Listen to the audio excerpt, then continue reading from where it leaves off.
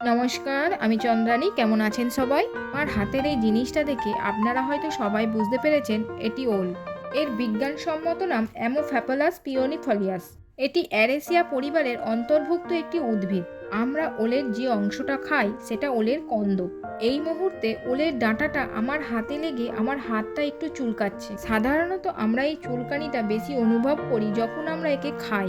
এই চুলকানির কারণ আসলে ওলের মধ্যে ক্যালসিয়াম অক্সালেট নামে একটা যৌগ থাকে যার নাম রাফাইড। অণুবীক্ষণ যন্ত্রে যদি একে দেখা যায়, একে দেখতে অনেকটা সূচের মতো, যা আমাদের খাওয়ার সময় গলায় বিঁধে গিয়ে চুলকানির সৃষ্টি হয়। এই চুলকানি থেকে মুক্তির কয়েকটি উপায় আছে।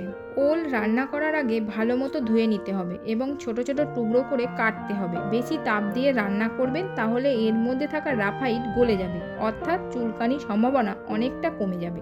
আর সব থেকে বেশি যেটা গুরুত্বপূর্ণ উপায়, এর মধ্যে কিছুটা তেঁতুল বা লেবুর রস যোগ করুন, কারণ তেঁতুল বা লেবুর রসে থাকা অ্যাসিড এই রাফাইডকে গলিয়ে দেয়, চুলকানির সম্ভাবনা আর থাকে না।